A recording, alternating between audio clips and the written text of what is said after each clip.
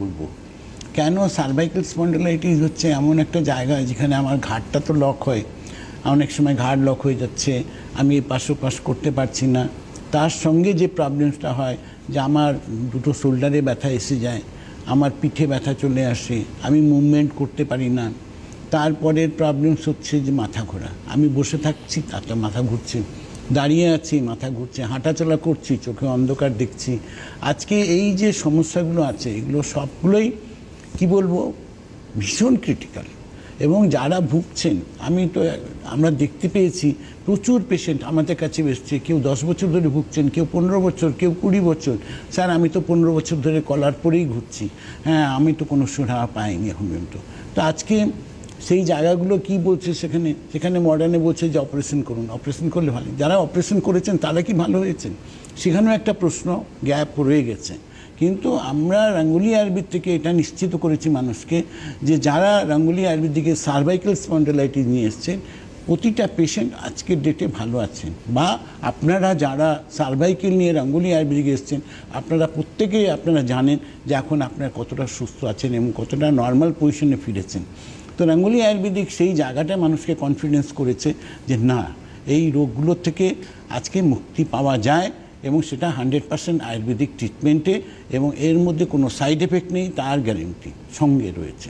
তার কারণ রাঙ্গুলি আয়ুর্বেদিক একদম লিখিত গ্যারেন্টি আছে, এখানে কোনো পেন কিলার, কোনো স্টেরয়েড বা কোনো রকম স্টেরয়েড ইনজেকশন বা কোনো রকম হার্মফুল কোনো কেমিক্যাল বা ওষুধ কিছু ইউজ করা হয় না।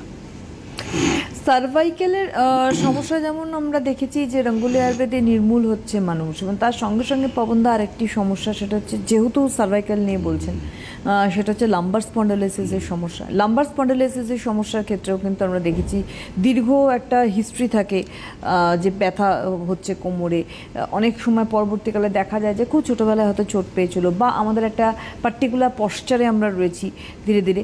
এর থেকে কি হয়, আস্তে আস্তে যখন আমাদের সার্ভাইকাল আমাদের লাম্বার স্পন্ডালাইসিস ধরে, মানুষের কিন্তু মুভমেন্ট খুব রেস্ট্রিক্টেড হয়ে যায়, কারণ কোমরে বেল্ট পরে ঘুরছে, বেল্ট ছাড়া থাকতেই পারছে না। তো এইখানটাতেও আমার একটা প্রশ্ন। দেখো, বেল্ট পরে ঘুরছে তাতে কি মানুষ রিলিফ পাচ্ছে, প্রশ্নটা সেখানে আছে।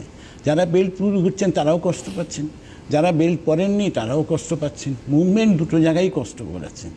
আজকে একটা কি হয় যে সাপোর্ট বলতে পারি, যে বেল্ট পরে যারা আছে তারা 25% এক্সট্রা সাপোর্ট পায়, যেটা নর্মাল পজিশনে একদমই প্রবলেম থাকে। বেল্ট পরলে কিছুটা রিলিফ হয় 10-15-20% মতো, কিন্তু হ্যাভক কিছু ডিফারেন্সের কিছু নেই। শুলে পড়ে মানুষ এপাশ ওপাশ করতে পারেন না, হাঁটাচলা করলে কোমর লক হয়ে যায়, বসতে উঠতে পারেন না, দাঁড়ালে পরে বসতে কষ্ট। এগুলো হচ্ছে সবই লাম্বার স্পন্ডিলাইটিসের প্রবলেম। এবং যারা রাঙ্গুলি আয়ুর্বেদিকে এই লাম্বার নিয়েও এসছেন আজকে প্রতিটা পেশেন্ট ভালো হয়েছেন। কেন? যে রাঙ্গুলি আয়ুর্বেদ একমাত্র আয়ুর্বেদ সংস্থা যেখানে আছে, যেখানে রুট কজে গিয়ে মানুষের ট্রিটমেন্ট হয়েছে, যার জন্য কিন্তু আপনারা যারা এসছেন রাঙ্গুলি আয়ুর্বেদিকে বা ট্রিটমেন্ট করছেন তারা আজকে ভালো একটা সুখবর পেয়েছেন যে না, আমি ভালো আছি, আমার প্রচুর কষ্ট ছিল, আমি সেখান থেকে রিলিফ পেয়েছি।